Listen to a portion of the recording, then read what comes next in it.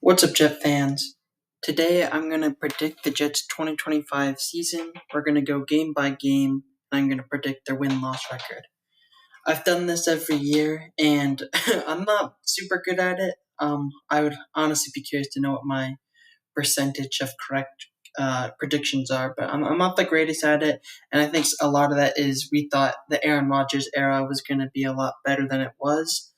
Also, I'm pretty an optimistic fan, but this year I don't know what it is. I'm not optimistic at all. I actually think I'm more pessimistic about this season than the average fan is, and I say that pessimistic as in their wins and loss record because I'm not actually mad at anything the Jets are doing. Um, and then I think it's actually good for the team for this to be a low expectations year. Um, and so you're going to see my records, and especially starting out, we lose a lot of games to start this season, which most of this is just matchup based and how I feel about the teams they're playing. But also that does make sense. Brand new head coach, this quarterback, he's never played with the Jets before. He was a backup last year, so a lot of development of a young offensive line, as I talked about in my last video. So I honestly kind of like that story, although if I'm being honest, it was not intentional, as I just went game by game, really. But jumping right into it, as we all know, we're playing the Steelers. Aaron Rodgers is going to get his revenge game. And I think I see like a decent amount of people, like maybe they're more Jet fans, but saying, "Oh, the Jets could win this one," and I think that's really, I really don't think that's going to happen. I think the Jets are going to lose this game. Aaron Rodgers is going to be extra motivated. Mike Tomlin has not had a losing season, and how does he do that? He beats the bad teams, right? And we're certainly talent wise a not great team, and so I think Mike Tomlin's going to get his winning season, and he's going to do that by beating teams he should beat, and we are one of them, unfortunately. So I have us losing, and then right away we have to play the Bills. I mean, these guys are one of the Super Bowl favorites. Josh Allen was MVP, and just a spoiler alert, I suppose I'm giving the Bills. They're going to sweep us. And honestly, wouldn't even be crazy to say the Bills are going to sweep the division, because the division ain't super good. But yes, I'm going to have the Bills beat us, even though it's our home game. 0-2, we're playing another playoff team, Baker Mayfield. I like him a lot, and I like the Bucks a lot. I think that it's in Tampa Bay, so that's another disadvantage towards us. And we are going to lose this game again, right? Going 0-3. I told you guys we lose a lot of games to start out. Jets at Miami. Um, this game and the next game, it all depends on injury, I guess. You know, to super injury prone people say, and we play the Cowboys next, and they always have a bunch of injury problems. Um, that being said, and I've done this in a lot of my season prediction videos, I like to split division games. Give the Jets a win and give the Dolphins a win. And, who knows if that's going to be the Jets get the home win or the Jets get the away win. It's really hard to predict, but if home field advantage means anything, which I think it does, I give the Jets the win. But since this one is in Miami, I'm going to give the Jets a loss, which is, once again, another loss, going 0-4. And we then play the Cowboys. The media is really down on the Cowboys right now because they traded away Micah Parsons in a stupid trade. That trade is just really dumb. But also, it's one player. They got rid of one player. That's not going to make or break a team, really. And I also think it's important for us Jet fans to remember that when the media is super down on the Cowboys, that means that they're probably going to go like 7-10 or 6-11, right? Because we Jet fans are used to low expectations. So if the media is really down on us, we think that means 0-17 or like 2-15 or something. But when the media is down on the Cowboys, they always have high expectations, right? The delusional Cowboys fan meme. Where they think it's Super Bowl or bust every year. So even though the media is down on them, just talent-wise, I think they are a better team, and I'm going to give the Cowboys a win, which, yes, makes us go 0-5. Then we played the Broncos at New York. Um, the media is loving the Broncos. Bo Nix, he had a really good rookie year. Sean Payton, the coach, he gets a lot of credit for that. But I'm not as high on the Broncos as I think the media is and the rest of the people are. And I'm this almost seems like what happened to the Bears. I think this year before they got Caleb Williams, everyone was super high on the Bears, and then they did nothing. And I don't know what key additions, and I'm not an expert or anything, but I just don't know what key additions the Broncos made other than developing. And they were like a playoff team last year, so that is good, but I think lots of those wins were super fluky. As a Jets fan, we know that we probably should have beaten the Broncos. But our kicker missed a couple field goals, and it was just a really messy game. But I'm not as high on the Broncos. It's in New York, and I think the Jets do get a win. I don't think they're going to go 0-17. They're going to need to win some games, and I think that this is one of the games the Jets win. And then, luckily, another bad opponent.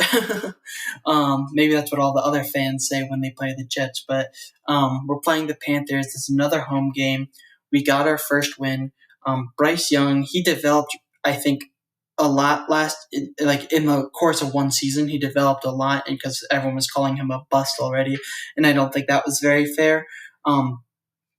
But I do still think they're not the greatest team. It's another home game. We're going to have a lot of excitement from getting our first win, and I have the Jets beating the Panthers.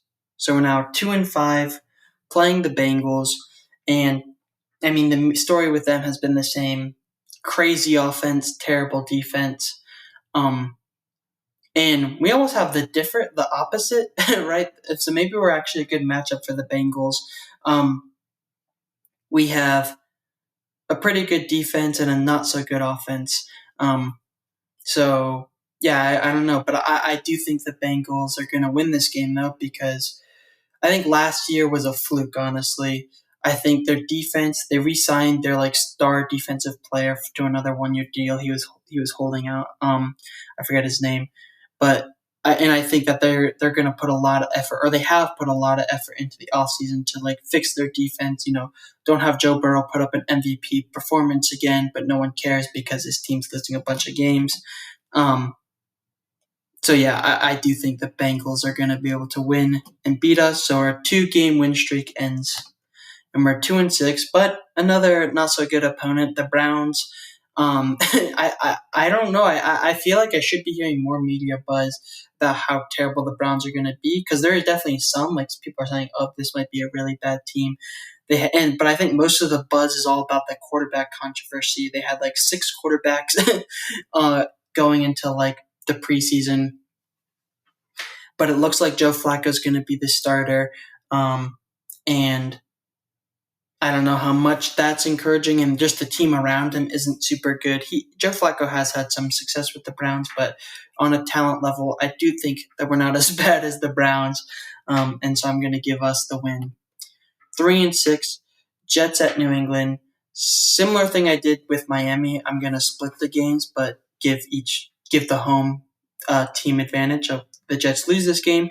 And the Patriots weren't so good last year, but I think Drake May, really good rookie year. They have Mike Vrabel, new head coach, who they should have gone with to start. He will always wanted to be a Patriots head coach, and I'm more excited about him than Gerard Mayo. But yeah, and I think the Patriots are making a lot of good moves, and I think that they're back, right? We got the Patriots to be bad for a couple of seasons, but I think they're going to be good again. Not that they're a Super Bowl contender or anything, but I do think the Patriots are going to be a solid team this year, and that's why I'm splitting the games, but giving the Patriots their home win, and I'll give the Jets their home win later. But so that means the Jets lose again, going 3-7, and then we have to play the Ravens. This one in Baltimore. It's not going to be that big of a contest, really. Ravens, there's one of the teams trying to go for the Super Bowl, and us Jets, we're just trying to see what happens, right? And that's okay, honestly. But the Ravens are going to win this game. We're 3-8. And then we're playing the Falcons. The Falcons, this was maybe the hardest. I didn't know what to choose really. It's in New York, so that's an advantage for us. The Falcons have a new quarterback in Michael Penix. Kirk Cousins is on the bench, and Michael Penix played some games last year. And I actually think that their record last year wasn't that bad, even though like the media buzz is more about they don't know what they're doing at quarterback. But then Michael Penix played pretty well, and I'm going to give the Falcons the win. But this is I could go either way with this one, really, right? You never really know what's going to happen, but I'm going to be more pessimistic this year because I'm always optimistic, and I'm going to say the Falcons win this game. And then Dolphins at New York, like I said, it's the home field advantage. The Dolphins never play play well in the North, and later in the season, they're a very injury-prone team. This is later in the season, more likely to occur some injuries. So, like I already said, the Jets get the win, 4-9. We then get to play the Jaguars, and I am really down on the Jaguars. I haven't liked them ever since they gave Trevor Lawrence a gigantic contract, and they've been bad. I mean, ever since Trevor Lawrence has gotten there, honestly, I don't understand it at all. Maybe we honestly dodged a bullet not getting him. Not that Zach Wilson was any good, but then we didn't give Zach Wilson a giant contract. So you win some, you lose some, I guess. But I am going to give the Jets a win, boosting the record to 5-9. And then we play the Saints. And the Saints, I think they're almost in a similar situation as us. They have zero expectations. They're starting a new quarterback in Spencer Rattler. That might change. They drafted a rookie quarterback, so but at this point in the season, that could very well not be the case. But I do think that they are in a rebuilding phase. And just talent-wise, I do like our team more. And so I'm going to give the Jets a win. Once again, kind of going on a win streak almost. And then we play the Patriots at New York. So like I already said, Patriots, they're a solid team, but not a team that I'm like, oh, they're going to sweep us. And this is the Jets' home field advantage. So I give the Jets the win, going 7-9. And then we play the Bills. And as I said at the beginning of the video, I think the Bills are going to sweep us. Maybe at this point, this is the last week of the season. Their playoff seeding has already been fixed. So they might play a bunch of backups, and that could give us the win. But if the Bills are playing their starters, they want to, maybe the Bills are on like a we need a win right now situation, and that's not going to be good for the Jets because I don't think we will be. At this point, honestly, fans might be rooting for us to lose so we get a higher draft position.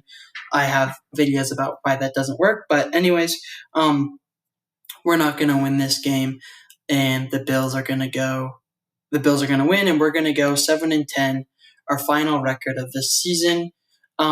And that's not great, but low expectations, right? The past couple of years, I've been saying playoffs. We have a quarterback who was a backup last year, right? That's the hard truth, I suppose, and that's okay. Maybe he can develop. Head coaches, I think it's good for their first year to be low expectations. Right? It almost seemed like Robert Saleh wasn't ready to be a playoff or bust team or a Super Bowl or bust team. And Aaron Glenn, he's not going to be put in that situation, and he's going to be able to just see what he has, do some developing, do some evaluations on his own team, and hopefully we beat the bad teams, and if we lose to the good teams, so be it. That's my record. Let me know what you guys think down in the comments below.